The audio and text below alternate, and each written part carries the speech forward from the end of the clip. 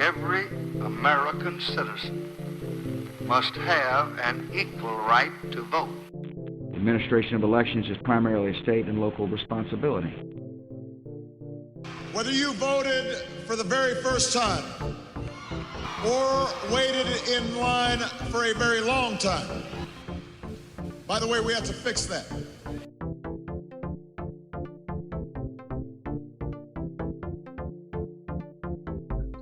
Welcome to High Turnout Wide Margins. This is Brianna. I'm the county clerk in Boone County, Missouri, and with me is my co-host, Eric Fay, Director of Elections in St. Louis County, Missouri. And today we're really excited to have Gabriella Cázares-Kelly. And she is, oh shoot, I just forgot what county you're in. You're the recorder for Pima County, Arizona. And we're going to be talking about all kinds of things. But the first thing we always ask is how you ended up working in elections. Well, I always introduce myself in the traditional way. So first of all, Skuktash, Anya Nyapchugi, Gabriella Cázares-Kelly, Bisma Ochkuk, Amjid. So good day. My name is Gabriella Cázares-Kelly. I'm from the communities of Bismao and Guk, which are located here in beautiful Pima County. And that's how I ended up getting interested in this office, actually. I used to work at Thana-Autumn Community College. It is a small community college on the Thana-Autumn Reservation. The Thana-Autumn Reservation, most people have no idea exists about the size of Connecticut. Our reservation's the size of Connecticut in southern Arizona, and most people have no idea we're there. And it's a really rural area with tribal members. And I was asked to host a voter registration table at the community college where I worked. It was really small. We had about 300 students at the time.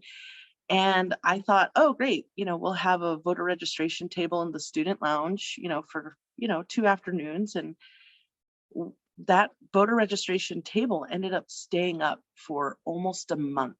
We were running into so many issues and so many questions from students that rather than take it all down, we just kept it up, and I moved it right in front of my office door. And people had to scoot around it just to come and talk with me.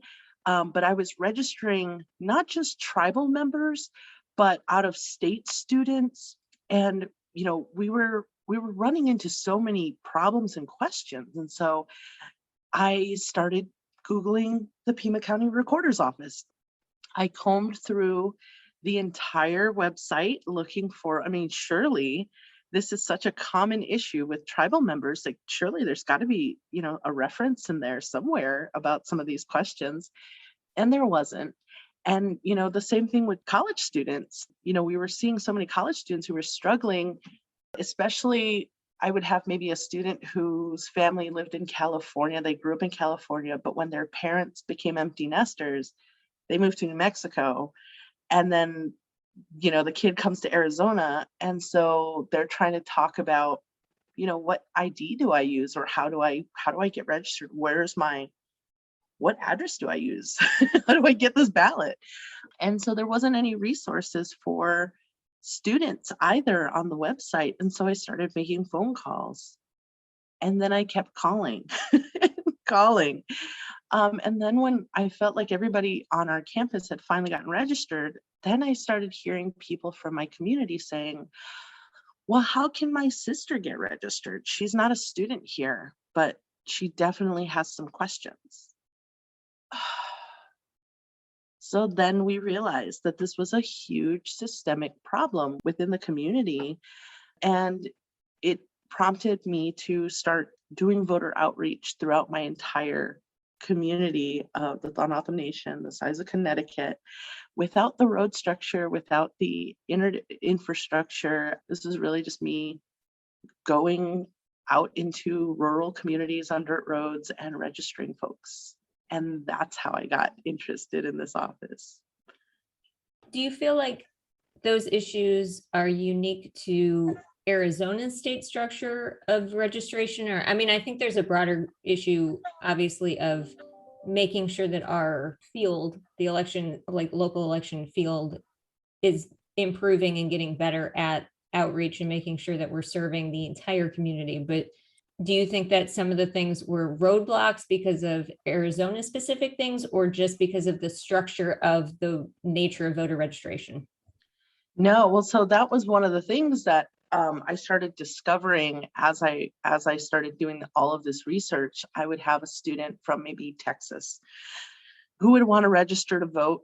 And I'm like, okay, well, let's see how we can do it online. And we would find out, sometimes I would sit with the student, maybe we would find information online, but a lot of times we would have to call whatever clerk's office or recorder's office that was in their county. And sometimes we would have to get a form, sent to us, and then we'd have to fax it back, or we'd have to postal mail it back before they could put in an absentee ballot request, or, we were having to jump through all of these hoops all over the place. And so it wasn't just Arizona. I was getting a taste of what other people throughout the country were doing. And so that was part of it. Part of it was really recognizing that we're not only talking about just this small region in rural Arizona, but Arizona as a whole, and then the country as a whole. We have a lot of barriers that exist that I don't think are unique anywhere. And especially as I start to interact more with elections officials throughout the country, I think we're all kind of seeing the same types of systemic barriers that are keeping people from simply participating. I know I've read some stories across the country. I think in recent years in North Dakota, there was a lot of struggle around registering folks on Native American reservations and with ID rules and things like that. I think there was probably litigation over it. It sounds not too dissimilar from the struggles that you encountered in your community. Can you talk a little bit about what, if anything, you've been able to address in your time now as recorder, and what are still the challenges, not only in your community, but that you see across the country in this regard? Yeah, that's a little more complicated because when we're talking about like things like the ID requirements, that's not something that I have control over, as you know. That's statewide legislation that is driving that requirement. And so in Arizona, we had just a ridiculous legislative session. We had 125 elections related bills dropped in the Arizona state legislature, the majority of which were anti-voter bills. And normally it's usually around 50. So more than double. The only thing that I have been able to have control over in regards to Native American outreach is literally having Native American outreach to begin with. I actually have a Thana-Otham outreach coordinator within my office, somebody who has that sole responsibility is to outreach to the Thana-Otham community. And we're also looking for a Pascua Yaqui outreach coordinator. So those are the two tribes that are in our community. The Pascua Yaqui tribe, my predecessor decided to close an early voting site on the Pascua Yaqui reservation about 2 years ago, going on 3 years ago, without consulting the tribe. And I mean, really without informing anybody, they just decided to close it. And, for elections nerds who are very familiar with Shelby versus Holder, the decision that wiped away federal pre-clearance requirements, it's important to know that had that pre-clearance requirement been there, my predecessor would not have been able to do what she did. So she just decided, we're not going to serve this community anymore, and pulled the resource. And she did that because she did not have to go through any type of formal decision making pre-clearance. And so the early voting site was closed, and the tribe tried to get it they tried to request it to be reopened over and over. They started getting formal support from the Board of Supervisors, from the City of Tucson mayor, even from the Secretary of State's office, and they had full support. It was very clear, like, this is needed. This community does not have, the resources that most urban areas have. The bus system is very sparse. They are struggling with language barriers. There's all sorts of reasons why it's very clear that this early voting site in this particular community was needed, the majority of which being distanced to the next closest early voting site. And the previous recorder continued to refuse it. And so they basically ran out the clock. The tribe tried to sue, but because of delays, it was not able to actually physically happen. And so that's one of the things that within my short term so far, I was actually able to settle with the tribe just recently. And we have put it in paper, which a lot of people felt like I didn't need to do that. But I think it sets a really amazing precedent for the next person who could be recorder, that this is important for this very reason, for this historical context. And so in Arizona, I often share, and I try to personalize this a little bit. We're always talking about like women's suffrage, 1920, right? 2020 is a big year for women's suffrage. Well, my grandmother, her name was Catherine Jose Maria. She was born in 1918. And this is my grandma who used to like buy me ice cream and put Band-Aids on my knees when I scuffed them. But she was born in 1918. And because she was born Thon Autumn, she was actually not considered a United States citizen. And she wouldn't be a United States citizen until 1924. But she would have still been considered a ward of the state. There was guardianship laws. And so it wasn't until two World War II veterans came back from the war and they tried to register in Maricopa County and were denied by the county recorder, which they sued. They sued the state of Arizona, and we won the right to vote in 1948. And of course, it didn't mean that there wasn't still literacy tests or open discrimination or intimidation factors. So my grandmother wouldn't have had the right to vote until she was 30. I'm 39. That's wild to me. It's very wild. But she wouldn't have had those protections until Dr. Martin Luther King Jr., the civil rights movement, paved the way for the Voting Rights Act of 1965. But my grandma didn't speak English, and she didn't have rights to a translator or interpreter until the mid 1970s, and which wasn't that long ago here in Arizona. And so, when we're talking about people and their starting lines, we're not all starting from the same starting line. And so when we think about the Pasquayaki community, we're asking a group of Native American people who have been discriminated against by the United States government, who've literally been tried to be killed off by the United States government, to then participate in the United States government election process. Like, I'm sorry, you do have to do relationship building there. You have to be out there in the community and helping people understand, because that trauma that has been occurring is so recent. I'm talking about my grandmother. It's not that long ago. And so to have all of that documented and what the struggle is and understanding the realities, I think is really important. It's been really important because a lot of people will say to me things like, I've never met a Native American before. I've never met a tribal member. Is it offensive to use the word reservation? Is it offensive to use the word tribe? That like they really don't have enough understanding of our communities and who we are as people and some of the challenges that we're that we're facing. And they're literally talking about us in a past tense framework. And so for me to be, the first Native American to hold an elected countywide seat here in my county, I'm the third or fourth Native American to hold a countywide position within the entire state. So there's not that many of us in the spotlight.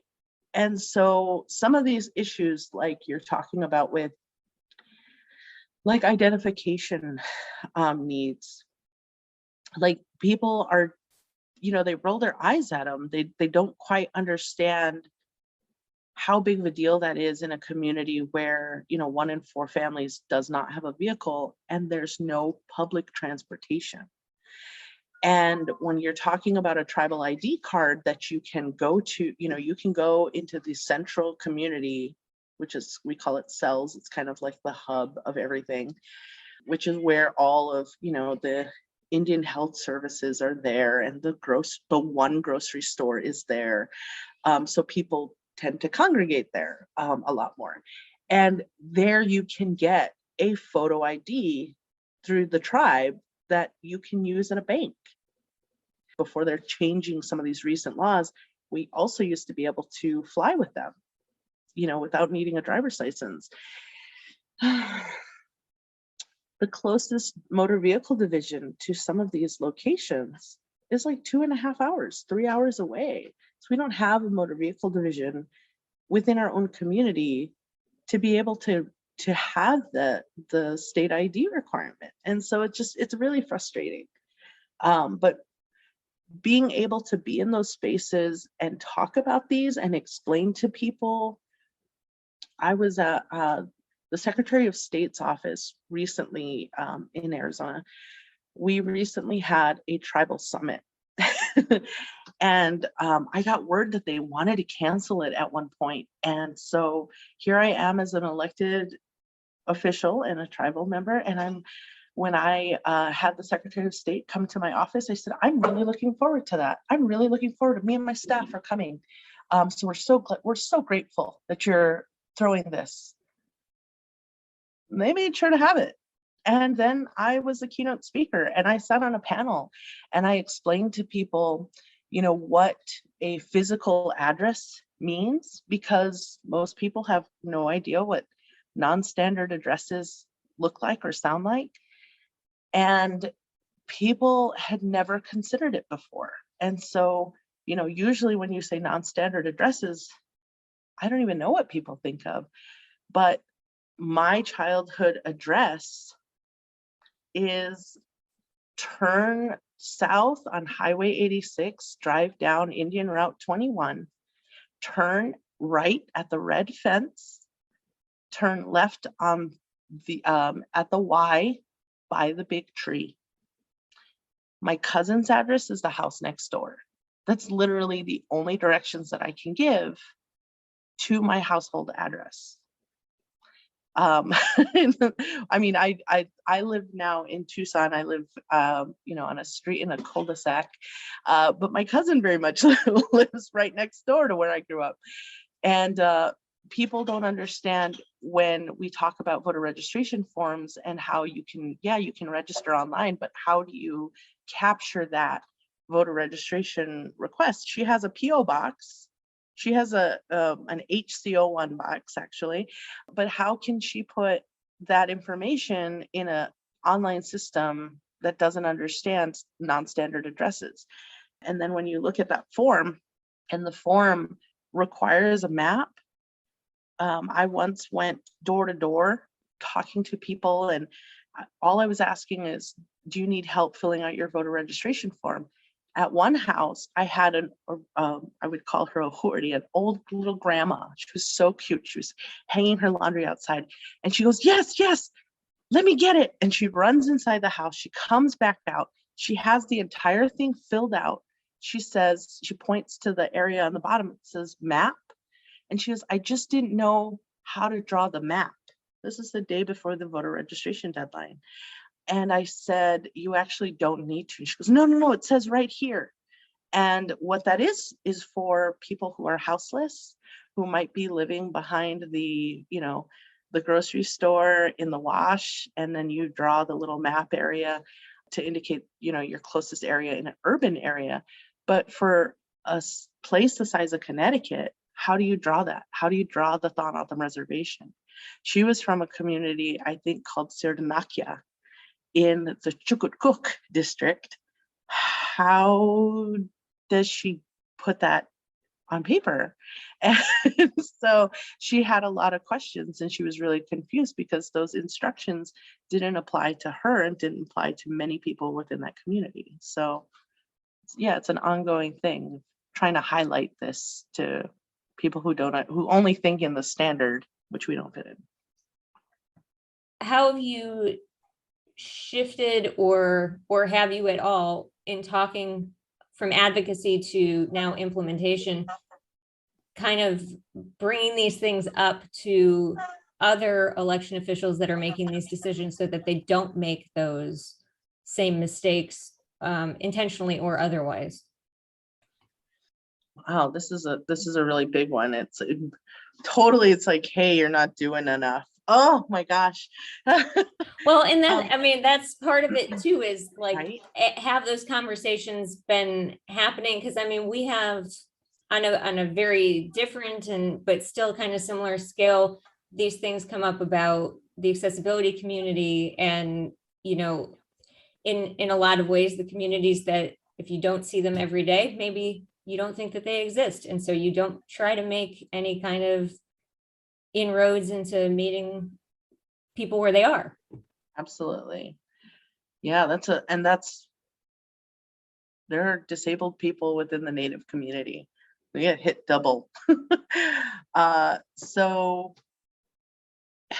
one of the things that I have started really locally trying to build support for is automatic voter registration and same-day voter registration. But in Arizona, that is something that I don't know that the other recorders have seen that as a pressing issue. And I see it, especially now when we're talking about communities that we don't see very often, and we're talking about disparities. We're absolutely talking about the need to have, automatic voter registration or same-day voter registration. I connect it with property ownership, like we especially, having been part of that group that was primarily excluded. If you're not a rich white landowning man, you were not included in the original group of people who could participate in our democracy.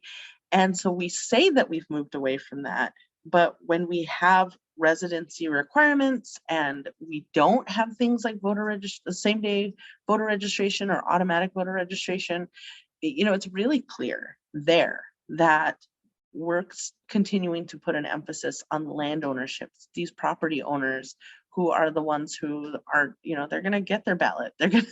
They're not going to run into issues. But, people who are being displaced, couch surfers, people who are being evicted, those are the people who are really going to struggle. And so I've been starting to work on building support for that concept, so that maybe that's something that the Recorders Association puts forward in the next legislative cycle. Not this next coming one, because we're expecting that one to be just kind of ridiculous, but within my term, absolutely.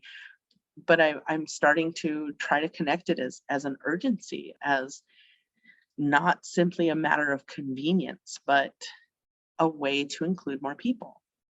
The other thing, I have been very vocal about supporting federal legislation, the For the People Act, of course, or the John Lewis Voting Rights Act. If we had the John Lewis Voting Rights Act, it's literally about pre-clearance requirements, and we would have that protection that even though I was able to make the decision to reinstate this early voting site, it should not have had to be up to me. If there was a white supremacist in the same position who simply decided, nah, you know what, these greedy natives, they have enough, that could be something that somebody makes that decision. And I'm being vulgar by talking about this like concept of greedy Indians, but that is absolutely the vibe that I got from people as I was talking about. They were like, oh, well, they should be grateful that you're reinstating. You don't have to give them too much. Like that was the language that people were using, talking about me reinstating something I willingly wanted to do. That was the right thing to do. But we need to have those protections. And so I have been calling for federal protections. And I think that it's very clear that we need them. The For the People Act has language in there specifically for Native American communities. And there's just recently a Native American Voting Rights Act bill that was introduced. I like to call her my cousin Sharice Davids. She co-sponsored a bill that's specifically addressing some of these very real needs. We have to acknowledge that the system that we are now a part of, like we're very much the man now, but the system is rooted in white supremacy. It was meant to exclude as many people as possible from this. In Arizona, we're always talking about it used to be the 5 C's, cotton, climate, citrus, copper, cattle, but it's also corrections. We've literally made an industry of making Arizona a part of the prison industrial complex and targeting Black and brown people and disenfranchising large numbers of Black and brown people. And we never give that like a second thought. We're like, oh, of course, people with felonies, shouldn't participate in our system. Like, oh, of course.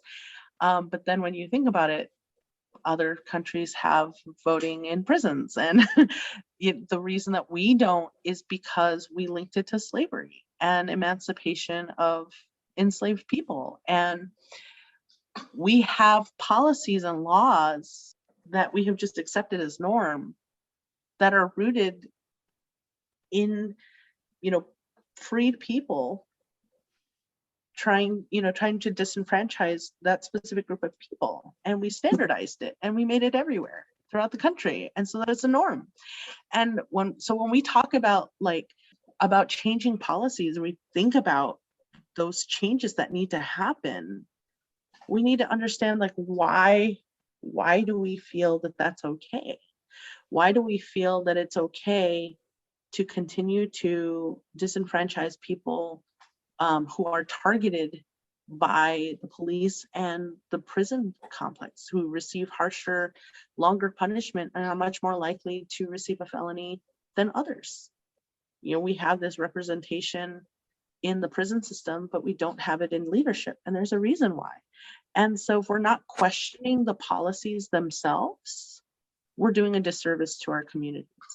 So we have to continue to question those policies that exist that are keeping people from participating, or it's never going to be reflective.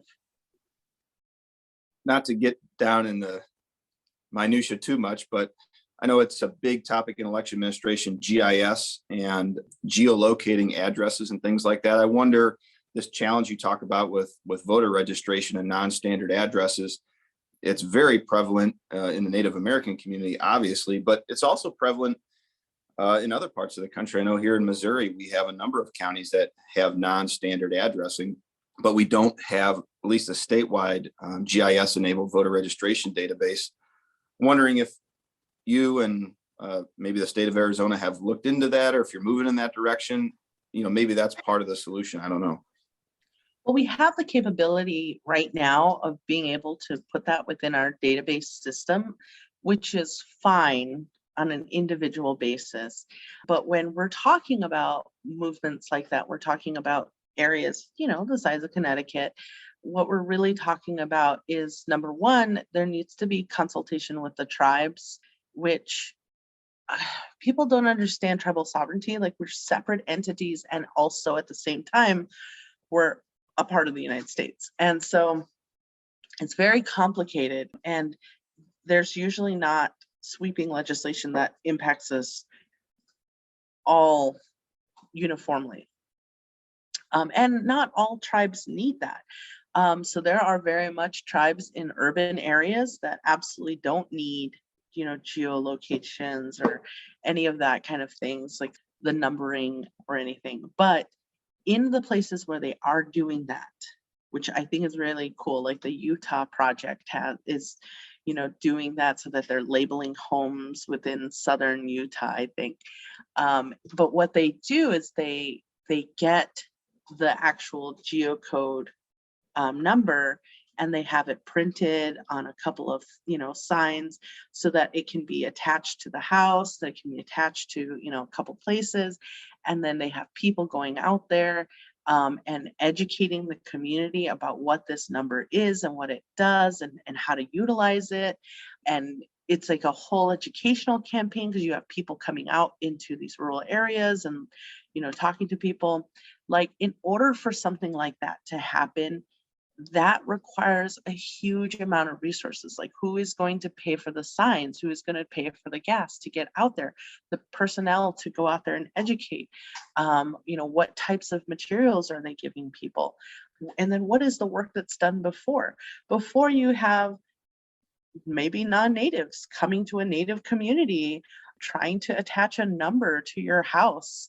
What kind of relationship building have you done within the community? It says, hey, there's a trespasser. There's somebody who does not look like they're from our community in our community.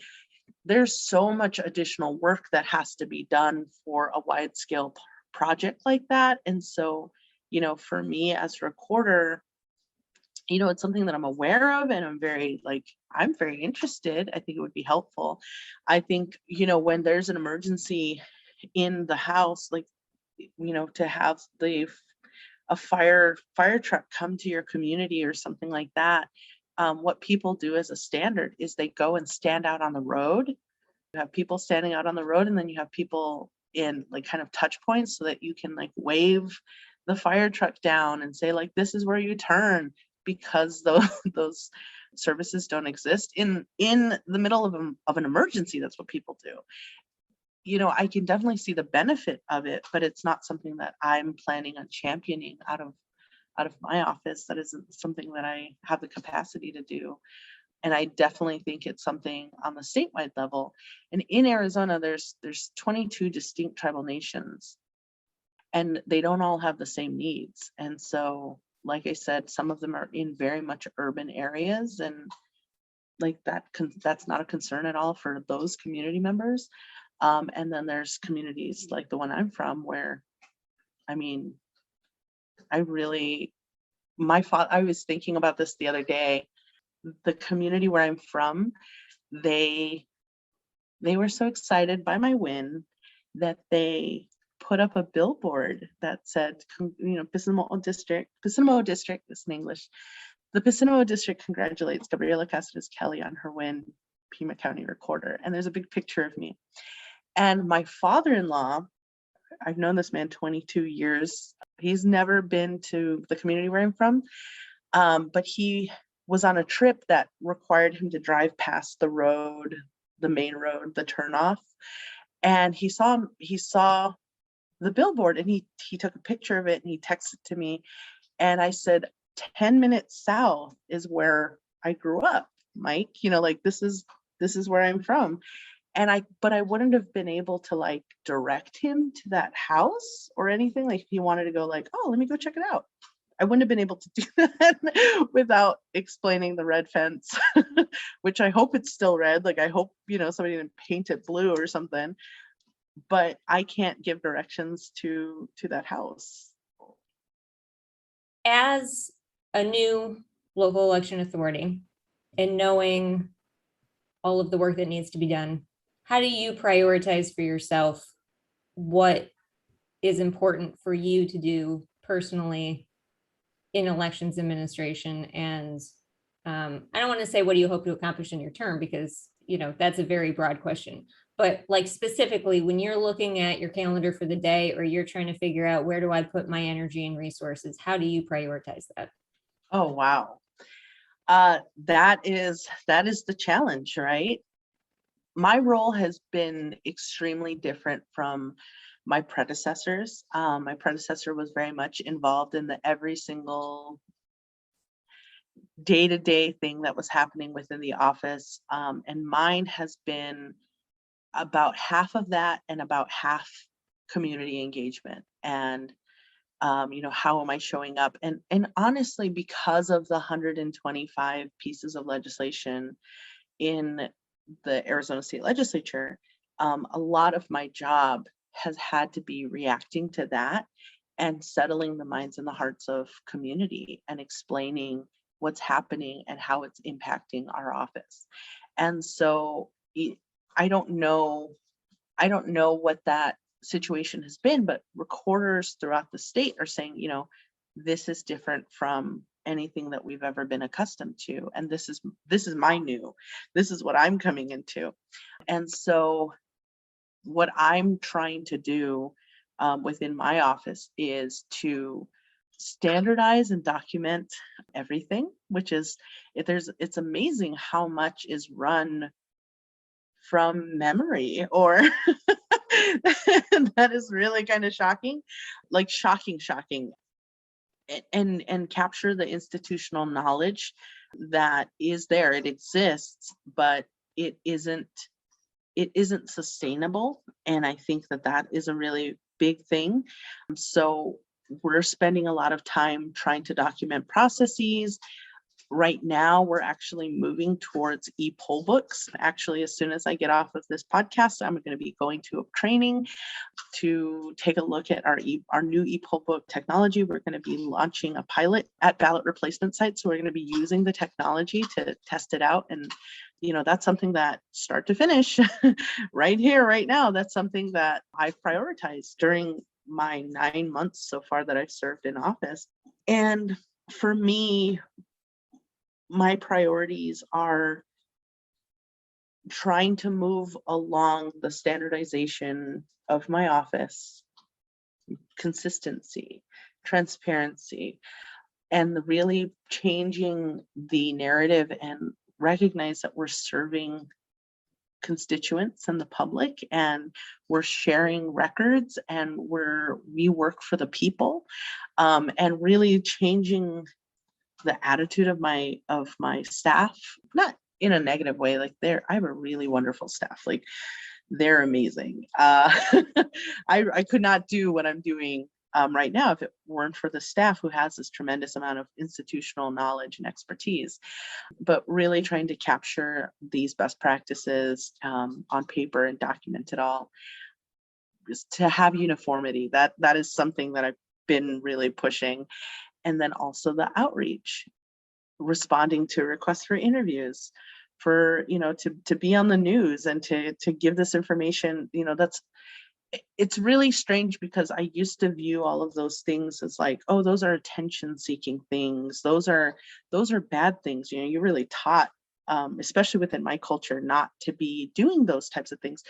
But really, when we think about it as a whole, this is us informing our community, and that is part of the communication and the transparency. So it's not only a good thing or a positive thing, like, no, that's our duty. That's our duty as people who serve the public, to be out with the public and talk to the public in whatever format that is. And so I'm trying to learn how to balance. I can see these smiles. This is so funny as I say this, smile on your face, because I know that you're just probably struggling with the same things, like making sure that you're giving time to the office, and at the same time giving time to the community, and at the same time remembering that you're still a human being and you need to take a break. And so one of the things that I'm learning is that other elected officials maybe spend less time in the office than I do, which is wild to me. But I'm really trying to think about long-term, like think about sustainability, thinking about self-care, thinking about all of those types of things. So when I take a look at my calendar every single day, I'm making sure that what we're doing for the day is connected with our vision and our mission of the office, which is to be more transparent and available to the community and ensure the trust of community. And so, if we're not doing that, like, why is it even on my calendar? How did this make this here? That's why it's been really exciting to see this like progressive growth of young people, especially who are wanting to make these changes and who are thinking about things that, like we're talking like about accessibility, and we're talking about, Native American communities. We're talking about all these communities that have been left behind, but really are understanding that, when we address the needs of the most marginalized, that we help everybody. And so the more that we're thinking about these things and talking about these things and connecting with other people and realizing, wait, this is, we're on the lowest level, and these people are making decisions, that's literally what happened.